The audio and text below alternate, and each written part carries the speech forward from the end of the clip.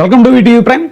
మేము ఏది చేసినా అది కరెక్ట్, ఎదుటి వాళ్ళు ఏది చేసినా తప్పు. ముఖ్యంగా వైసీపీ ఏది చేసినా తప్పు, మేము ఏది చేసినా ఒప్పు అనేటువంటి ఒక ధోరణితో ఉంటుంది తెలుగుదేశం పార్టీ, దాని అనుకూల మీడియా కూడా. ఇంకా పచ్చిగా చెప్పాలంటే మేము చేస్తే సంసారం, వైసీపీ ఏది చేసినా కూడా అది వ్యభిచారం అన్నట్టుగా చాలా పచ్చిగా వాళ్ళ రాతలు ఉంటాయి, వాళ్ళ చేతలు ఉంటాయి. మనం గత కొంతకాలంగా చూసాం. ఇక వైసీపీ పాలనా కాలంలో అయితే అసలు జగన్మోహన్ రెడ్డి ఏది చేసినా తప్పే ప్రతిదీ. కానీ విచిత్రం ఏంటో అవన్నీ వాళ్ళు రిపీట్ చేస్తారు మళ్ళీ. అదాని డేటా సెంటర్ని గూగుల్ డేటా సెంటర్ అని రిపీట్ చేస్తారు.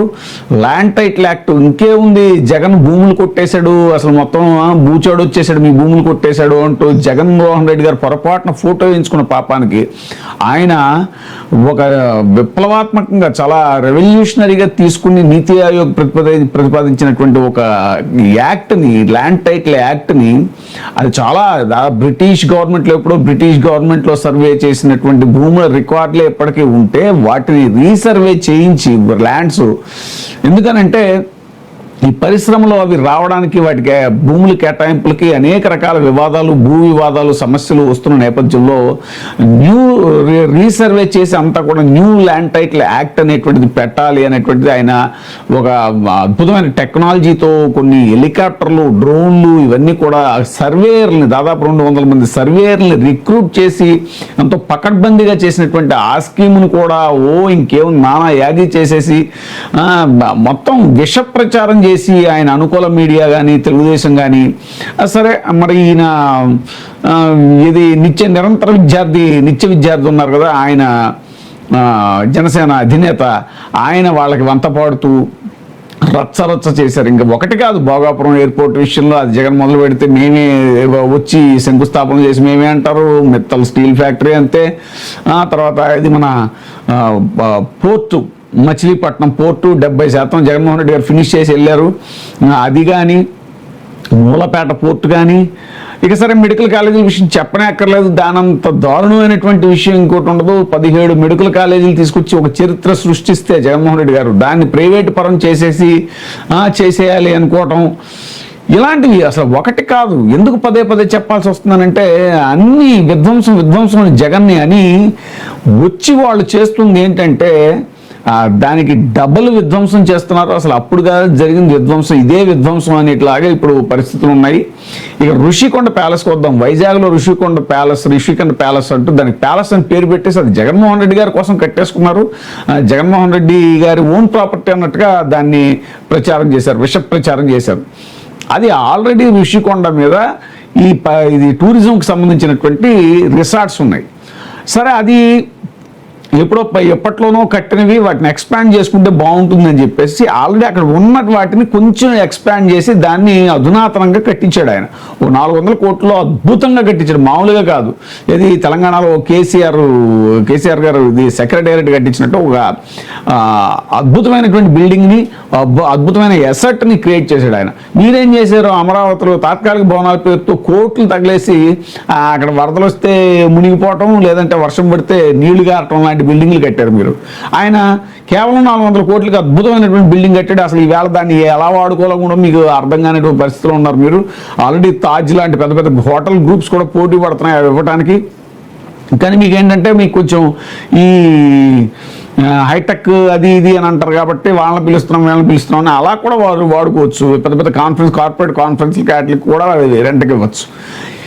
అలాంటిది మీరు ఇప్పుడు యూనిటీ మాల్ పేరుతో వైజాగ్లోని ఒక కొండని, అక్కడ అసలు ఏమీ లేదు.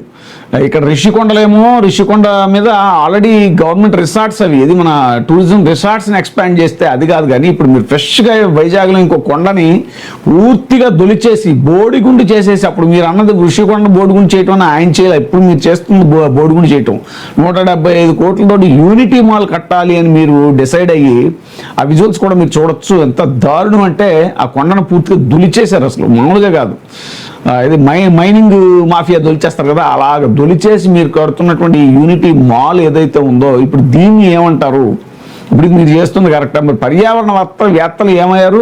అసలు పర్యావరణానికి సంబంధించి మంత్రే ఉప ముఖ్యమంత్రి, సాక్షాత్ ఉప ముఖ్యమంత్రి పవన్ కళ్యాణ్ గారు, ఆయన అసలు ఋషికొండ ప్యాలెస్ అంటూ ఆయన అది పర్యావరణాన్ని ధ్వంసం చేసేసాడు జగన్ అంటూ ఆయన అక్కడికి వెళ్ళిపోయి స్వయంగా వెళ్ళిపోయి పర్యవేక్షించేసి ఆ మొత్తం ప్యాలెస్ అంతా తిరిగేసి ఆయన ఏదో కొత్తగా అదే ఐన్స్టీన్ కనుక్కున్నట్టుగా అదంతా ఇది చేసి నానా యాగి చేశాడు ఆయన. ఇప్పుడు మరి ఏంటి అసలు చాలా సైలెంట్గా పనులు నడిచిపోతున్నాయి. ఇక్కడ బోడిగుండు చేసేసారు.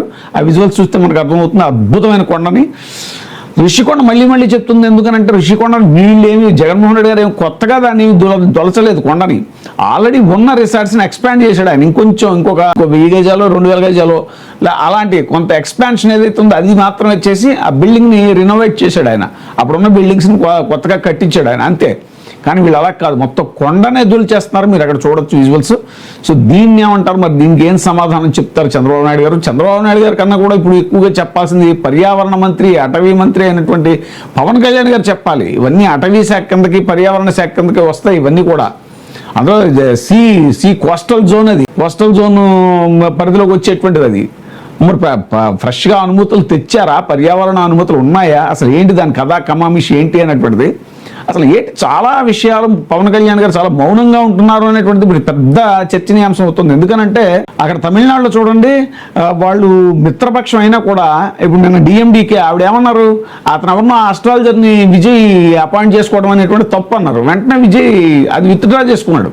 అలాగే మిత్రపక్షంగా ఉన్నా కూడా వాళ్ళు సమస్యల విషయంలో రేజ్ చేస్తున్నారు అలాగా. మరి మీరు మిత్రపక్షంగా ఉంటే సరెండర్ అయిపోతారా? మీరు ఎంతసేపు నిత్య విద్యార్థిని అని అంటే మీరు ఇంక నేర్చుకోవడం కోసం మరి ఇంతలాగా మీరు 100% స్ట్రైక్ రేట్లతో పాలనలోకి రావడం ఎందుకు, నాకు ఒకసారి అధికారం ఇచ్చి చూడండి అని చెప్పేసి అప్పుడు ఉపన్యాసాలు ఇవ్వడం ఎందుకు అనేటువంటిది కూడా ఇప్పుడు జరుగుతున్నటువంటి చర్చ. మరి ఇంతలాగా వైజాగ్లో ఆ కొండను దొలిచేసి యూనిటీ మాల్ అనేటువంటి మాల్ కట్టడం ఏంటంటే, కొండలను దొలిచేసి ఎక్కడైనా ఖాళీ భూములు ఉంటే అక్కడ కట్టుకోవాలి, అక్కడ ఇచ్చుకోవాలి పర్మిషన్లు. మరి దీనికి ఏం సమాధానం చెప్తారు? ఈ విషయంలో అధికార మన ఇది టీడీపీ పార్టీ కన్నా కూడా జనసేన పార్టీ నుంచి అధినేత పవన్ కళ్యాణ్ గారు దీనికి సమాధానం చెప్పాలి అనేటువంటిది ఇప్పుడు సర్వత్రా వినిపిస్తున్నటువంటి చర్చ.